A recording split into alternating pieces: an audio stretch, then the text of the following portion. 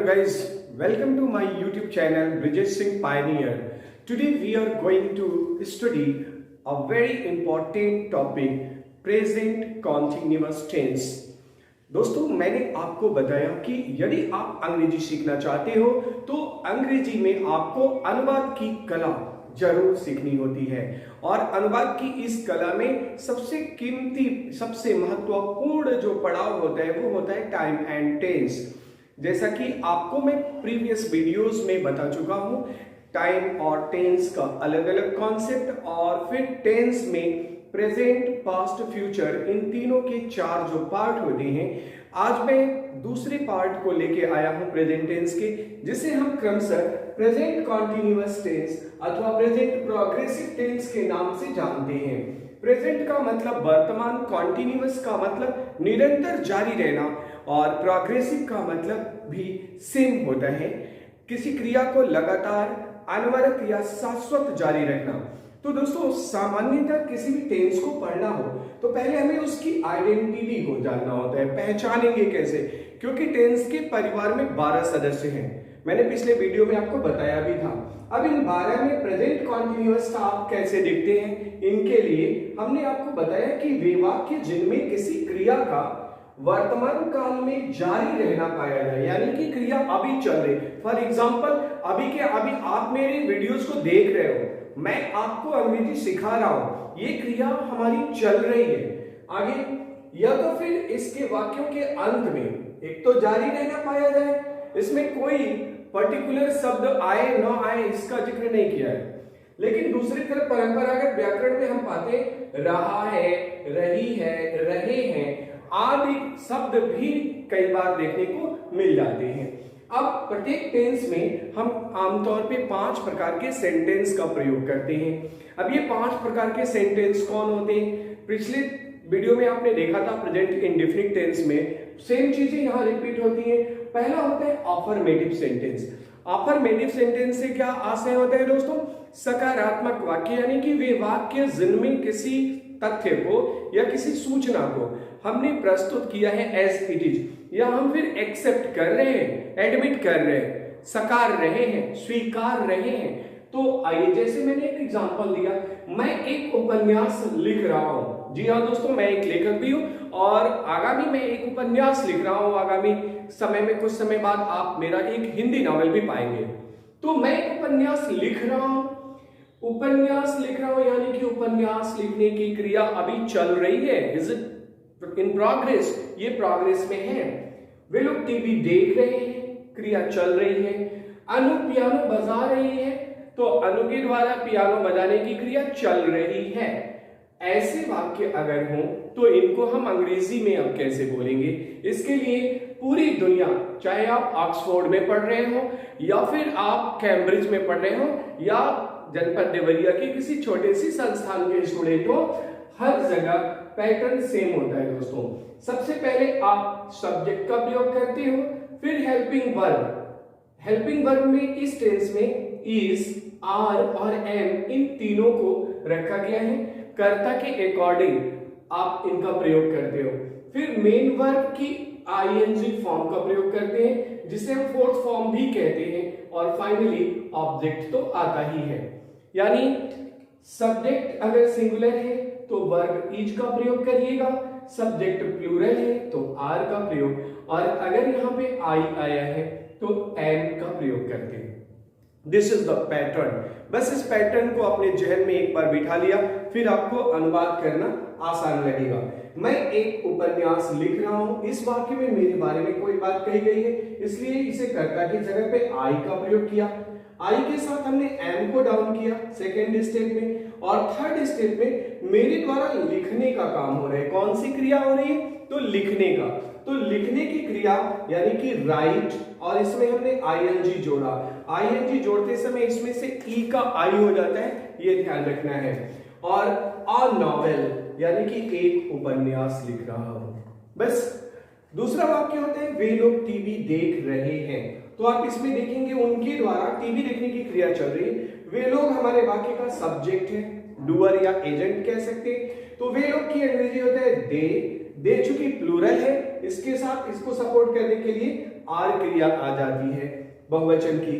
और टीवी देखना, देखना क्रिया है, वॉच आईएनजी जोड़ा, वॉचिंग हुआ और फिर टीवी का टीवी लिखा। अनुराधा इज प्लेइंग पियानो, इसमें अनुराधा चूंकि एक लड़की का नाम है इसलिए सिंगुलर में हमने वर्ब इज का प्रयोग किया। और किसी भी वाद्य यंत्र को बजाने के लिए दोस्तों प्ले क्रिया का प्रयोग किया जाता है। जैसे वह रेडियो बजा रहा है तो ही इज प्लेइंग रेडियो, वह हारमोनियम बजा रहा है तो ही इज प्लेइंग हारमोनियम। तो इसका ध्यान रखना होता है।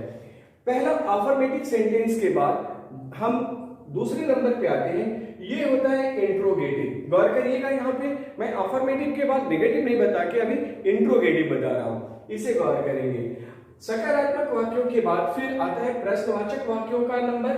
प्रश्नवाचक वाक्यों में हम क्या करते हैं, वाक्य सामान्यतः क्या से बिगिन होते हैं या फिर कोई WH वर्ड बीच में आ जाता है।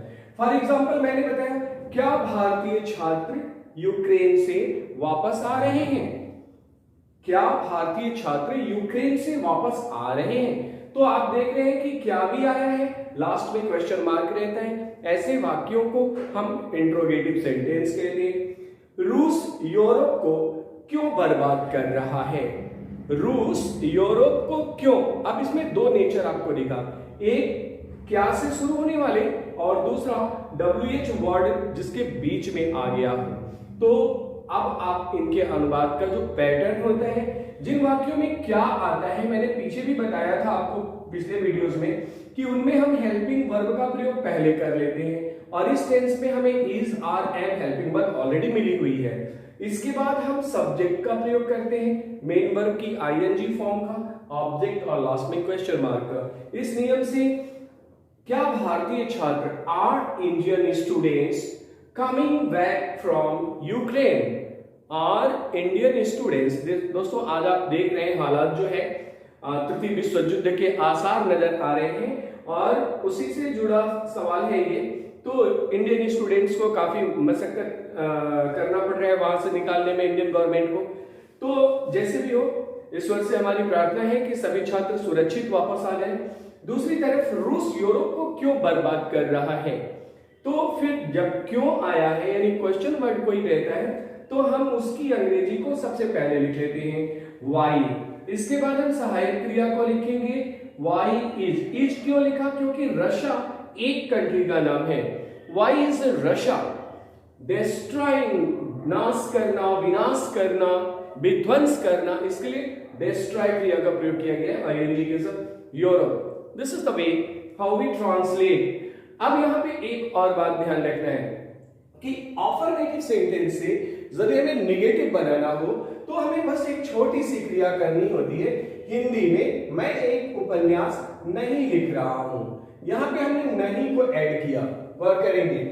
और फिर इस नहीं का जो जवाब होता है नेगेटिव वर्ड नॉट से दिया जाता है। वैसे बोलचाल में हम नो का प्रयोग करते हैं लेकिन लिखित फॉर्म में हम नॉट का प्रयोग करते हैं। अब इस नॉट का लोकेशन आपको याद रखना है कि ये हेल्पिंग वर्ब और मेन वर्ब के बीच में प्रयोग होती है। इन्हीं वाक्यों को अब अगर हमें बनाना हो कि मैं एक उपन्यास नहीं लिख रहा हूं तो यहां पे आपने लिखा था I am writing a novel. अब यहां पे I am not writing a novel. This is the वे। इसमें बहुत ज्यादा हमें फोकस करने की जरूरत नहीं है, सिंपली आपको एक टर्म नॉट और उसका लोकेशन याद रखना है। इसलिए मैंने इसका फॉर्मूला नहीं लिखा, इस पर अलग से कोई एग्जांपल नहीं लिखा है। सेम चीजें दोस्तों मैं इनको आपको सिर्फ दो में या चारों में समझा रहा हूं कि इंट्रोगेटिव से निगेटिव बनाना होता है यदि, तो हमें फिर वही काम, क्या भारतीय छात्र यूक्रेन से वापस नहीं आ रहे हैं, तो यहाँ पे हम नहीं शब्द जोड़ देंगे तो वो ऑटोमेटिकली क्या है ही इंट्रोगेटिव का द्योतक और नहीं निगेटिव हो जाता है। तो ये इंट्रोगेटिव का निगेटिव हो जाता है। और इसमें रूल में भी अब यहाँ पे हमें ध्यान रखना है, यहाँ पे सब्जेक्ट के बाद नॉट आती है। अफर्मेटिव से निगेटिव बनाते समय हेल्पिंग वर्ब के बाद नॉट का प्रयोग किया और इंट्रोगेटिव से इंट्रोगेटिव निगेटिव बनाते समय सब्जेक्ट के बाद मेन वर्ब से पहले, दोनों जगह मेन वर्ब से पहले, ये कॉमन है, याद रखिएगा। और इस हिसाब से हम बना लेंगे। फिर एक पांचवा वाक्य जो बोलचाल में बहुत ज्यादा प्रयोग होता है जिसे हम इंट्रोगेटिव कम निगेटिव कहते हैं या क्वेसी या फिर टैग वाले वाक्य कहते हैं। जैसे आप अंग्रेजी सीख रहे हैं ना, वह सो रहा है ना, आप मेरी बात सुन रहे हो ना, ऐसा कोई भी वाक्य आए जिनमें न लगा हो और कोई WH वर्ड या कोई इंट्रोगेटिव वर्ड नहीं आया हो, फिर भी इसको हम इंट्रोगेटिव कम निगेटिव कहते हैं। यानी कि इंट्रोगेटिव टर्म होगा लेकिन इंट्रोगेटिव टर्म न हो फिर भी भाव हमारा इंट्रोगेटिव हो, ऐसे वाक्यों का अनुवाद करते समय हम इस फार्मूले को थोड़ा सा ध्यान से आपको समझना है कि सबसे पहले इस न को काट लीजिए या इग्नोर करिए। जैसे मान लीजिए कि न नहीं है तो फिर क्या बचा, आप अंग्रेजी सीख रहे हैं, ठीक है। तो आपने इसका पैटर्न लिखा, subject, helping verb, main verb की फोर्थ फॉर्म, ऑब्जेक्ट। अब इस न के वास्ते एक रूल होते हैं कि स्टेप 1 और 2 को फिर एडवर्स कर दीजिए, यानी हेल्पिंग वर्ब को पहले प्रयोग करिए फिर सब्जेक्ट को, और बीच में नॉट को शॉर्ट फॉर्म में ध्यान रखना है, यहाँ NOT नहीं लिखना है, नॉट को शॉर्ट फॉर्म में लिखना है और फिर सब्जेक्ट को ला देना है। इसे हम टैग वाले वाक्य कहते हैं। जैसे यू आर लर्निंग इंग्लिश, फिर अब देखिए यू और आर को उलट दिया, आर यू, बीच में नॉट रखा, बोलते समय इसे aren't you, aren't you, simply वह दौड़ रहा है ना, he is running, isn't he, आप सुन रहे हो ना, you are listening, aren't you. इस प्रकार हम इन वाक्यों का अनुवाद करते हैं दोस्तों। बहुत ही आसान है। प्रेजेंट कॉन्टिन्यूअस टेंस मतलब सबसे ज्यादा प्रयोग किया जाने वाला वाक्य होता है। अब इन पर आधारित जो एक्सरसाइज होते हैं, हम आपको बहुत सारे एक्सरसाइज सेंड करते हैं, आप कमेंट बॉक्स में उनको रिप्लाई भी कर सकते हैं या स्वतः आप 8-10 वाक्य बना के घर पे और हमें प्रस्तुत करें ताकि हम जज कर सके कि आप सीख रहे हैं या कहां पे आपको प्रॉब्लम हो रही है। तो दोस्तों आज हमने पढ़ा प्रेजेंट कॉन्टिन्यूअस टेंस। कॉन्टिन्यूअस के ये 5 फॉर्म भी होते हैं, गौर करेंगे, affirmative, negative, interrogative, interrogative negative और फिर इंट्रोगेटिव कम नेगेटिव। उम्मीद है कि कॉन्टिन्यूअस का कॉन्सेप्ट आपको समझ में आ गया होगा। इसमें कुछ एडिशनल बातें भी होती हैं जिन पर हम चलते चलते चर्चा करना चाहेंगे। अगर इसमें रहा है नहीं भी आया हो, फॉर एग्जाम्पल, और क्रिया जारी हो रहा, जैसे 2 लड़के बाहर खड़े हैं, खड़े होने की क्रिया चल रही है, एक चिड़िया डाल पर बैठी है तो चिड़िया के द्वारा डाल पर बैठने की क्रिया चल रही है, बैठी है। कुछ लोग कंफ्यूजन में इसे प्रेजेंट परफेक्ट टेंस में बना देते हैं। मेरा दोस्त बाहर खड़ा है तो माय फ्रेंड इज स्टैंडिंग, गौर करेंगे, आउटसाइड, यानी कि अब माय फ्रेंड हैज का प्रयोग नहीं करेंगे, इज स्टैंडिंग, क्योंकि खड़ा होने की क्रिया उसके द्वारा अभी चल रही है। The work is still in progress, he is not sitting, he is not running. वाक्य हमारा दिखा रहा है कि वो खड़ा है। तो इसलिए ध्यान रखना है, हमें शब्दों का या पहचान का मोहताज नहीं होना होता है, हमें क्रिया को, कॉन्सेप्ट को समझना होता है कि क्रिया जैसे भी हो वर्तमान काल में जारी है तो हमें आईएनजी का प्रयोग करना होता है। इसके एडवांस रूल हम अगली वीडियोस में आपको शेयर करेंगे, जैसे कब हम कॉन्टिन्यूअस टेंस में किन क्रियाओं में आईएनजी का प्रयोग नहीं करते। हाँ दोस्तों, ये ध्यान रखिएगा, सभी क्रियाओं में आईएनजी नहीं लगा सकते। इसके लिए हम आपको एक स्पेशल वीडियो शेयर करेंगे परसेप्टिव वर्ब या स्टेटिव वर्ब नाम से। ये स्टेटिव वर्ब वो वर्ब होती हैं जो आईएनजी को इग्नोर करती है, जिनको आईएनजी से एलर्जी होती है। तो इस पे हम नेक्स्ट वीडियो आपको देते हैं ताकि आप कॉन्टिन्यूअस का, जैसे प्रेजेंट इंडेफिनिट में मैंने दर्जनों प्रकार के उसके रूल बताए, उसी तरह कॉन्टिन्यूअस के जो टिपिकल रूल्स होते हैं, जो एडवांस रूल्स होते हैं, आमतौर पे जो ट्रेडिशनली नहीं बताए जाते, मैं उन पर एक कंप्लीट वीडियो फिर कल शेयर आपको करता हूं। आप इसे सीखते रहिएगा और साथ ही साथ दोस्तों, यदि आपको मेरा कंटेंट पसंद आता है और तो निश्चित रूप से आप अपने दोस्तों को शेयर करिएगा, लाइक सब्सक्राइब करना नहीं भूलिएगा और बेल आइकन को जरूर हिट कर दीजिए ताकि नियमित हम सीक्वेंस में आपको पूरा कोर्स, चाहे आप क्लास 10th के स्टूडेंट हो, 12th के स्टूडेंट हो या फिर इंग्लिश लैंग्वेज के स्टूडेंट हो, ये जो लेसन्स हैं, ये जो वीडियोस हैं, आपको इंटायर इंग्लिश ग्रामर को इंक्लूड करते हुए दे रहा हूं मैं, और आपकी इंग्लिश को एकदम बेसिक लेवल से मैं अपग्रेड कर रहा हूं। फिर आगे हम लोग एडवांस इंग्लिश पढ़ेंगे और उसमें फिर group discussion, debate role plays आदि की तमाम क्रियाओं को आप देख सकेंगे। तो इन्हीं के साथ दोस्तों हंसते रहिए, मुस्कुराते रहिए और सीखते रहिए अपने ब्रजेश सर के साथ। Thank you.